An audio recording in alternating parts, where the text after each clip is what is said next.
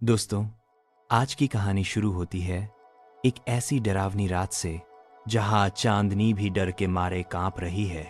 घने जंगल के बीच आग के चारों ओर खड़ी हैं 5 बेहद खूबसूरत खाड़ी, लेकिन उतनी ही खतरनाक लड़कियां। इनका खेल साधारण नहीं है। ये सब मिलकर एक सदियों पुरानी शैतानी डायन आशरा को जगाने की कोशिश कर रही हैं। इस टोली की सरगना है रॉनी, जिसकी आंखों में लालच की चमक है और होठों पर मौत जैसी ठंडी मुस्कान। लेकिन ये अनुष्ठान अधूरा है।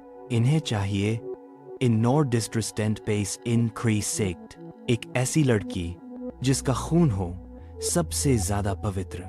अब कहानी में एंट्री होती है हमारी मेन लीड सोफी, एक शांत, मासूम और संवेदनशील लड़की जो अपनी माँ की मौत के सदमे से आज भी बाहर नहीं आ पाई है। सोफी अक्सर अकेले में रहती है। कभी कभी ऐसा लगता है जैसे वो उन शक्तियों से बात करती है जिन्हें आम इंसान देख नहीं सकते। यहीं उसकी मुलाकात होती है बेत से, जो दोस्ती का मुखौटा पहन कर आती है। बेत की नजरों में एक अजीब सी चमक है। वो सोफी को देखते ही समझ जाती है यही वो शिकार है जिसकी उन्हें तलाश थी। सोफी, क्या तुम्हें कभी लगा है कि तुम्हारी ये मासूमियत सिर्फ एक पर्दा है? तुम्हारे अंदर कुछ ऐसा है जिससे तुम खुद भी अनजान हो। क्या तुम उससे मिलना चाहोगी? D is war. रॉनी और उसकी टोली सोफी को फंसाने के लिए एक पार्टी रखती हैं। पार्टी का माहौल रहस्यमयी है। धीमी रोशनी, अजीब संगीत और हवा में अजीब सा डर। रॉनी धीरे से सोफी के कान में कहती है, माँ की बहुत याद आती है ना? अगर वो तुम्हारे सामने आ जाए तो तुम क्या करोगी? थीजरैंड। ये बात सोफी के दिल को तोड़ देती है, लेकिन इसी दौरान ये लड़कियां चुपचाप सोफी से जुड़ी चीजें इकट्ठा कर लेती हैं। उसके बाल, उसकी मौजूदगी के निशान। सोफी को एहसास होता है कि किसी ने उसे छुआ है, लेकिन आसपास कोई नहीं। रॉनी ठंडी आवाज में, हमें उसका शरीर नहीं चाहिए, हमें उसकी आत्मा चाहिए। अब आता है फिल्म का सबसे अहम मोड़। तेज बारिश हो रही है। They come the very prize. Sophie को एक पुरानी वीरान इमारत में लाया जाता है। सोफी को लगता है कि शायद वो अपनी माँ को वापस पा सकेगी, लेकिन असल में वो मौत को बुला रही है।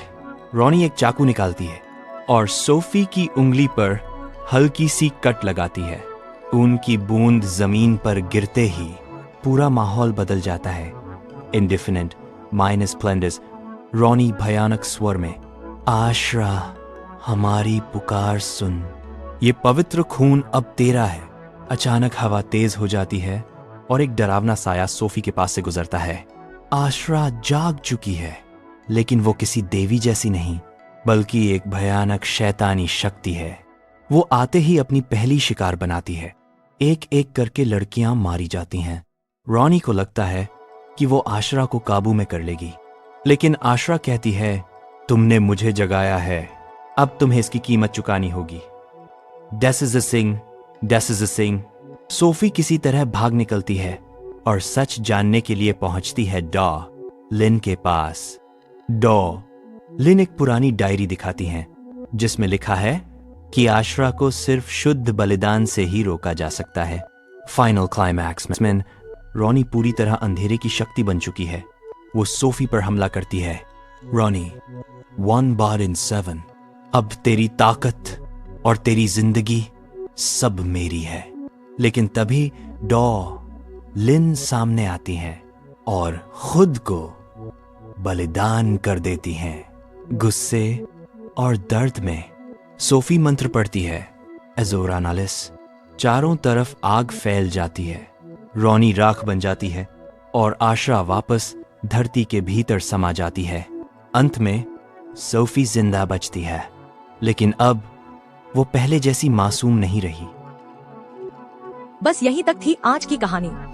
यदि यह आपको जरा सी भी अच्छी लगी हो तो कृपया लाइक कर दीजिए और ऐसी ही कहानियों के लिए चैनल को सब्सक्राइब अवश्य कीजिए, क्योंकि अगली कहानी और भी अधिक गहरी होने वाली है।